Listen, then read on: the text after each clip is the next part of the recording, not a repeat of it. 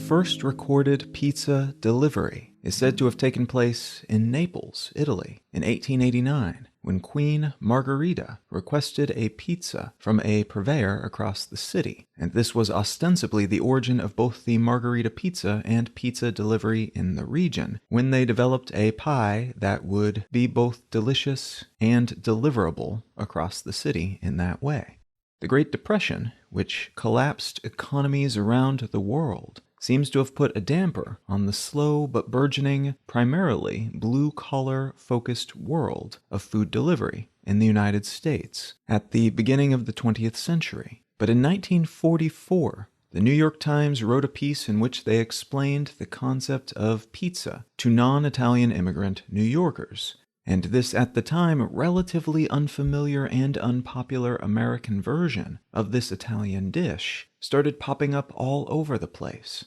in part because it was cheaper to make than the then staple American casual fast food option, the hamburger, and in part because it was easier to make in bulk and sell over time, and easier to make and deliver, something that was less successful both economically and practically with burgers and other existing American favorites.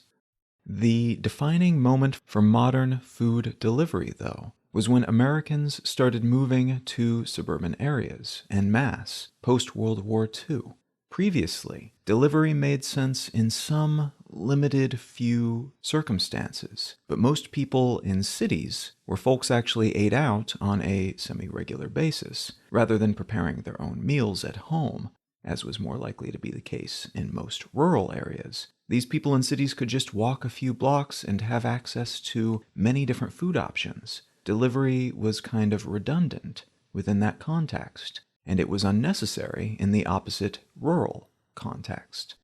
Now that folks were living in one area and commuting to work in another, though, it was perhaps still possible to procure food in that same walkable way during the day while at the office, but it was unlikely back home, removed as many such homes tended to be from mixed-use economic areas where restaurants could be built. Because of pizza's aforementioned deliverability-augmenting traits, pizza places tended to be the first, and for a while the only, restaurants that would deliver to the suburbs, which massively increased the popularity of pizza in the United States in the 1950s. This trend continued, with more restaurant types adding delivery to their offerings in order to compete with other restaurants and to serve this on average wealthier suburbanized customer base in subsequent decades.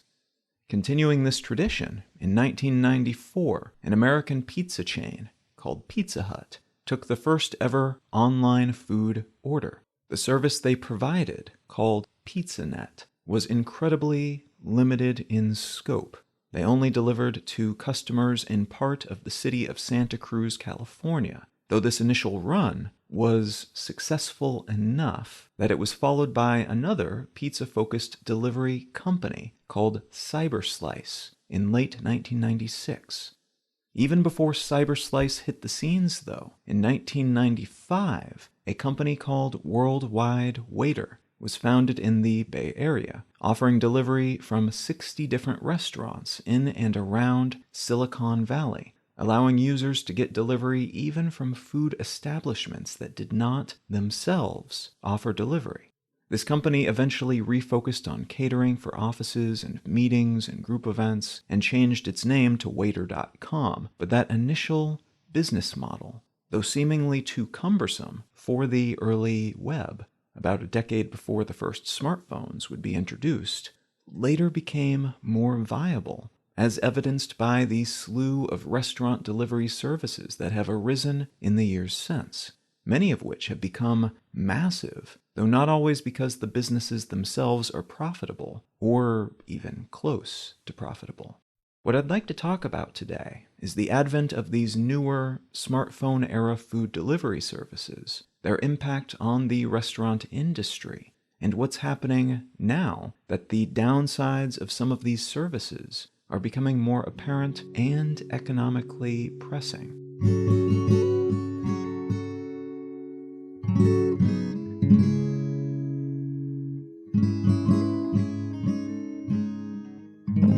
You're listening to Let's Know Things. I'm Colin Wright. Let's Know Things is an independent, listener-supported show. If you're enjoying what I'm doing here, consider becoming a supporter. You can find a full list of ways to do that, both monetary and non-monetary, at letsknowthings.com/support. But probably the simplest option is to become a patron at patreon.com/letsknowthings. Monetary contributors receive an additional episode of the show each month and a call to action and ad-free version of the show. A great big thanks to everybody who's already contributing in some way, shape, or form, and thanks in advance if you're considering doing so in the future. All right, let's get back to the show.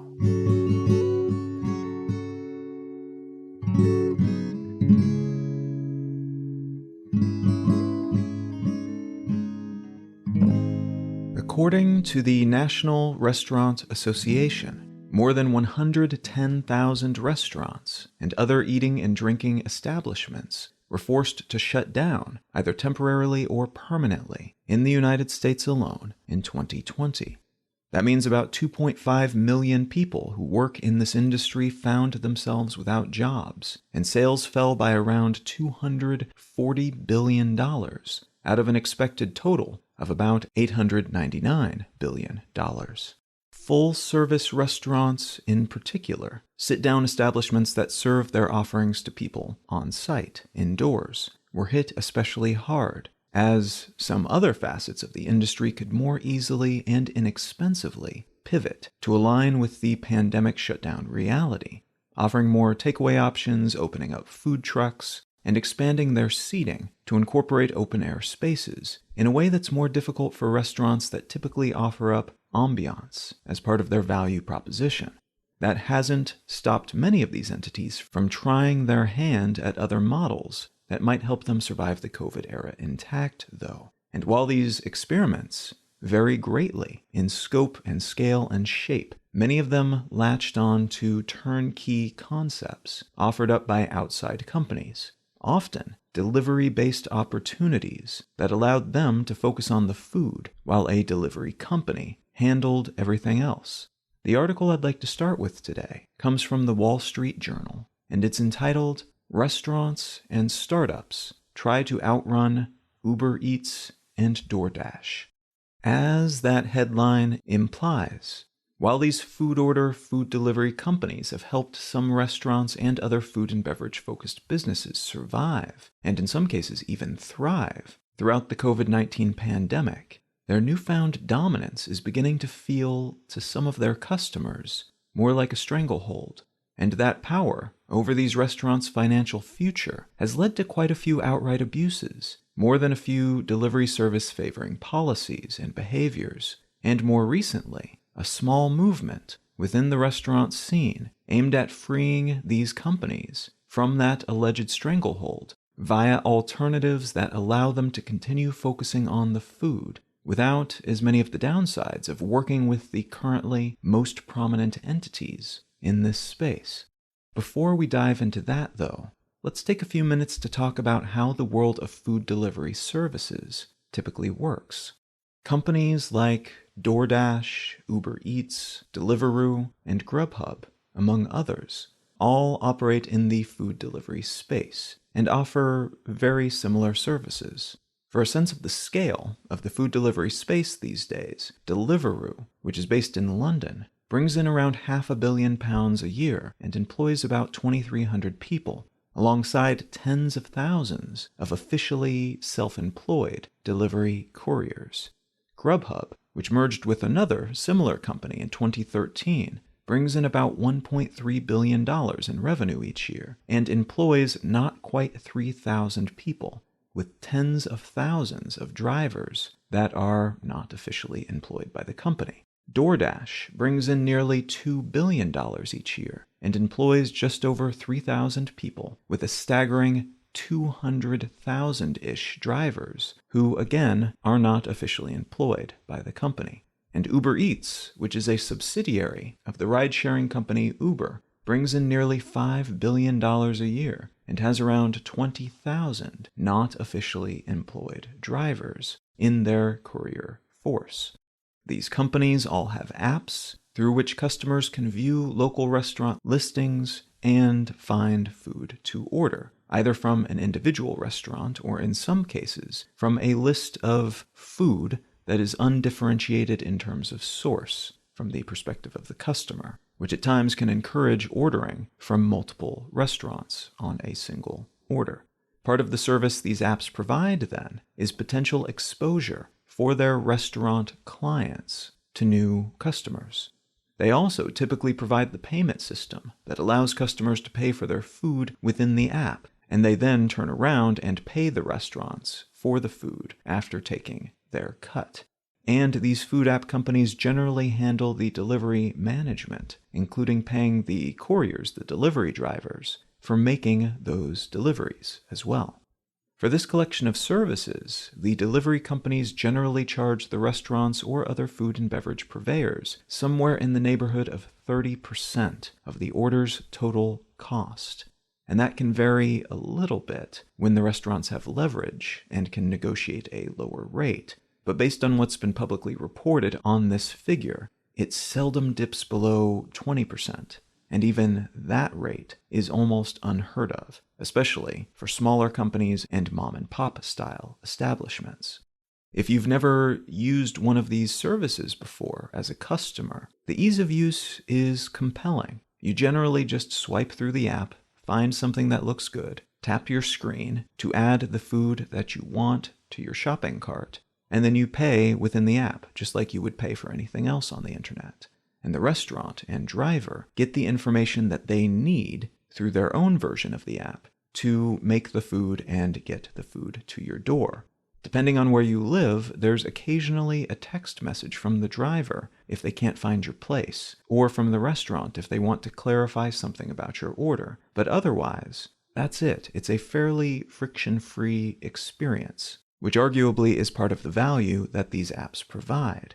That said, it's worth noting that these companies have been both incredibly popular and incredibly controversial. It took a while for them to build up from where companies like Worldwide Waiter and fast food establishments like Pizza Hut started out in the preceding decades. The initial technologies and their offerings were fairly inconvenient and frictionful and just not very compelling for most people. But once the magical combination of smartphone apps and not technically employed contract workers was deployed, this model took off pretty quickly. And the companies involved almost all used the common in the tech world growth tactic of operating at a significant monetary loss, sometimes for long periods of time, in order to gain market share and brand awareness, before then flipping a switch and ballooning as quickly as possible, using venture capital money as fuel, and hoping to go public before they burn through all that investment cash and then fizzle out. Because of that financial approach, other contenders in this space that used more balanced, sustainable economic models died off pretty quickly, unable to compete with the incredible pace and funding enjoyed by these few survivors.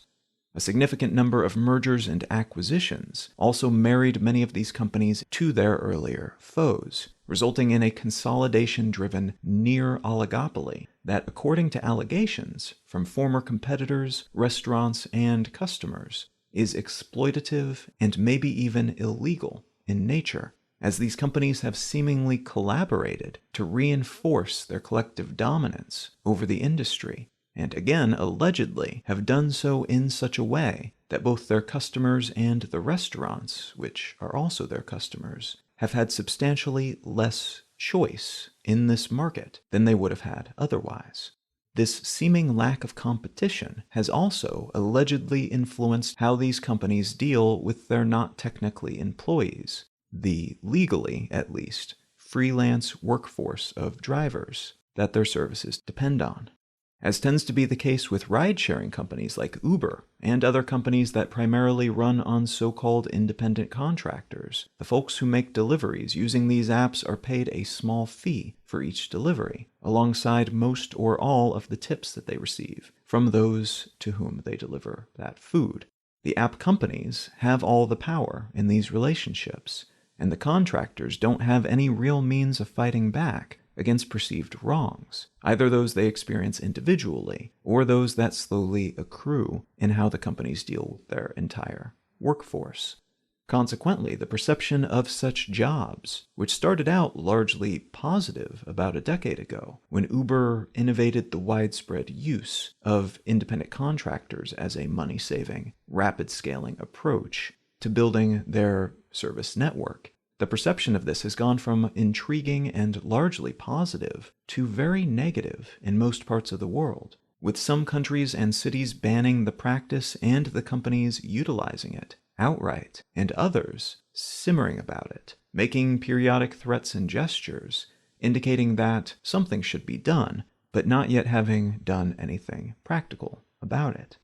This shift in perception is largely the result of that asymmetry of power, where the companies hold all the cards and thus tend to play them in their own favor, which generally then costs these contractors time, money, and/or rights. And within the food delivery space, that same power imbalance also seems to apply to the app company's relationship with their restaurant customers. In just the short time that these apps have existed and been popular with a mainstream audience, they've all faced numerous labor-related lawsuits. Several have faced lawsuits from restaurants regarding additional hidden fees tucked into the percentage that they take from each order, like those charged by GrubHub on phone calls received by restaurants from customers that lasted over 45 seconds, but also from the establishment of so-called ghost kitchens, which are basically restaurants that have no physical location and exist only as spaces in which food can be prepared before being delivered to customers, often with the purpose of competing with other restaurants on or off the service, so the apps can then steal that customer base and either take a larger cut of each sale or pull that restaurant's customers into their app. And in 2019, GrubHub was accused of registering tens of thousands of domain names using local restaurant names as the URL, without getting those restaurants' consent first. And when accused of using these domains to prevent those restaurants from establishing their own online platforms instead of using GrubHub, the company said that the restaurants gave them permission to do so, though these agreements were apparently hidden in the legalese of the contracts the restaurant owners signed with the company early on. In October of 2020, a group of restaurants launched a class action lawsuit against GrubHub, alleging that the company had added 150,000 establishments to the app's listings without getting permission, and in some cases after they'd asked and permission had been denied. These listings were often inaccurate and misleading, and the company refused to remove the listings when asked. These represent just a very concise selection of the legal and public pushback these delivery companies have faced. But needless to say, they've been more than a little pushy, have walked the line of what's legal and what's not legal, and have taken full advantage of any influence or power they've managed to wrangle in the spaces and geographies that they've entered, which is typical of the Silicon Valley playbook, but it's now being applied through these companies to the larger restaurant space. Ultimately, though, the final straw for some of these restaurants seems to have been the basic underlying business model that most of these apps use. The percentage taken by these delivery companies is just too high for the restaurants making the food to pay if they're going to continue producing good food without operating at a loss. Many restaurants have been forced to reduce the portion size and/or quality of their offerings for delivery orders because of this fee, and some have then been driven out of business by competitors or by ghost kitchens operated by the very apps that forced them to make those quality-reducing changes. The aforementioned Wall Street Journal piece is about some of the alternatives and solutions that have popped up of late, some of which involve regulation at the local city level, requiring that delivery drivers receive a certain amount each month, for instance, or putting a ceiling on the percentage that these apps can charge local restaurants for their service. Others, though, like a new app called Spread, are attempting to compete using a different business model. Instead of charging a percentage of each order, Spread charges the restaurant $1 per order delivered, and the restaurants then provide their food to Spread to sell to customers at a slightly lower price, which allows the service to make money on the spread between the price at which they buy the food and the price at which they sell the food from these deliveries. The restaurants are still paying for this service then, but the cut is typically much smaller than the percentages required by the GrubHubs and Deliveroos of the world. And the declared hope, early on in this new app's existence, is to make this component of the food industry more sustainable for everyone involved. Other companies are entering this space as well, many of them backed by existing entities in the restaurant industry. The fast seafood chain, Long John Silver's, for instance, is planning to introduce an in-house solution for this issue later in 2021, which will use a third-party delivery service, but not one owned by these app companies. The cost was just too high for them because of those hefty per-order percentages. So they're opting instead for a more traditional business arrangement with the delivery company, hiring them for their services and handling the ordering and payment in-house. A New York-based service called Fare plans to offer a small number of restaurants on their service, but to allow those restaurants to make deliveries themselves, providing that connective order and payment tissue, in other words, without adding the complexity and cost of a contractor-based driver network, which, it's worth noting, would also seem to alleviate many of the issues related to that at times abusive method of acquiring inexpensive labor. Notably, Fare does charge a percentage of the order as a commission, but it's reportedly far smaller than those demanded by DoorDash and their ilk, which means we may soon see if delivery companies can sustain something akin to the current model without requiring theoretically infinite quantities of venture capital, restaurant-killing costs, and an unending stream of potential contract workers to do so.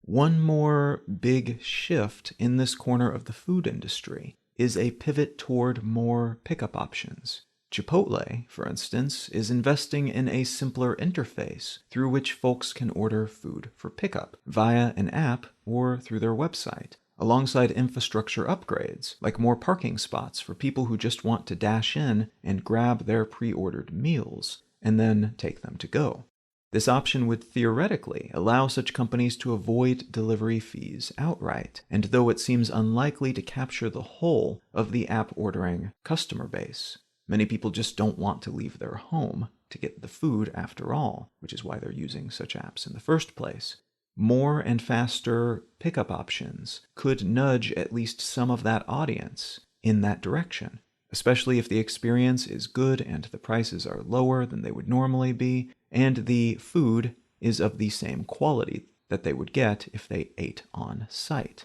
That might allow these takeout options to be competitive despite the obvious downsides. As of the day I'm recording this episode, this space is in flux, because analysts and owners don't know whether the boom in food delivery that we've seen over the course of the pandemic will continue post-pandemic. Or maybe it will expand as more people get back to work and thus have more expendable income to use on these types of luxuries. Or maybe it will contract significantly, with more people keen to get out into the world, around other people, and away from their homes and workplaces, and thus into actual restaurants again. Some of these companies, then, most of which have never made a profit, despite and partly because of their incredible growth, may go under as trends and tastes change, and the venture capital money dries up.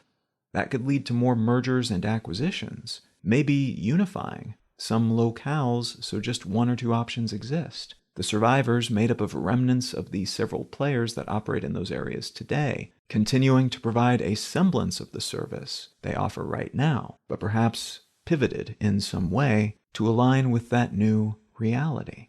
But this could also open the space up for entirely new options, maybe permutations of what's come before, a new riff or hybridization of eating in public and ordering via apps, or it could kill off the space almost entirely. The burn rate on the investment money many of these companies have is near infinite, but not infinite. And a significant shift, one way or the other, could consequently consign this moment in food industry history to the same dustbin where no longer terribly relevant competitors like Cyberslice and Pizzanet now rest.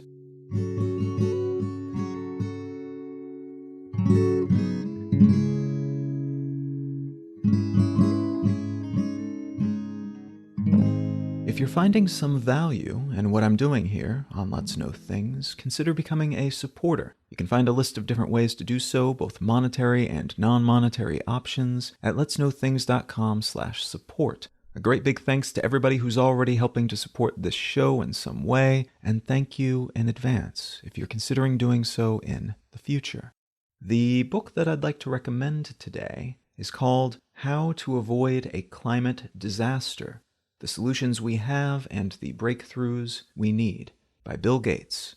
This book is interesting, in part because of its author, somebody who is heavily invested in this space, and therefore biased in numerous different ways, but also because of the approach that it takes to describing the current circumstances in terms of climate change-related aspects of the economy and the technologies that we have to address some of the issues that we face in that space. I personally found the book to be a little bit polemic with certain issues because Bill Gates has very strong opinions on some of these things, which is not bad, it's just worth noting. But to me, the most compelling thing about this book is that it takes some very complex ideas that are often misconstrued, misunderstood, or miscommunicated in the various news media and explains them very clearly, very concisely, and using numbers and very solid, easy to understand examples.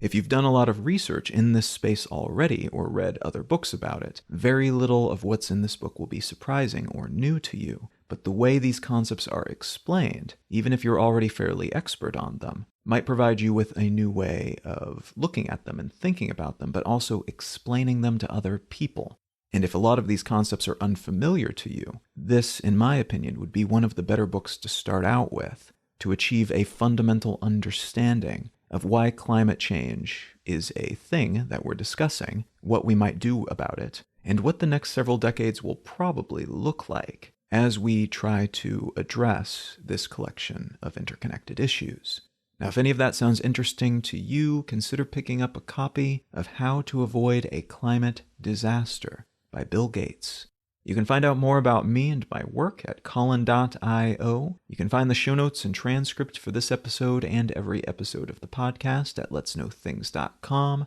You can find my other podcast, Brain Lenses, wherever you get your podcasts or at brainlenses.com. And you can find my news-focused daily newsletter at yesterdaysnewsletter.com. Feel free to reach out and say howdy on social media. I'm Colin Wright on Facebook, and @Colin is my name on most of the other ones. Thank you so very much for listening. I'm Colin Wright, and I'll talk to you again next week.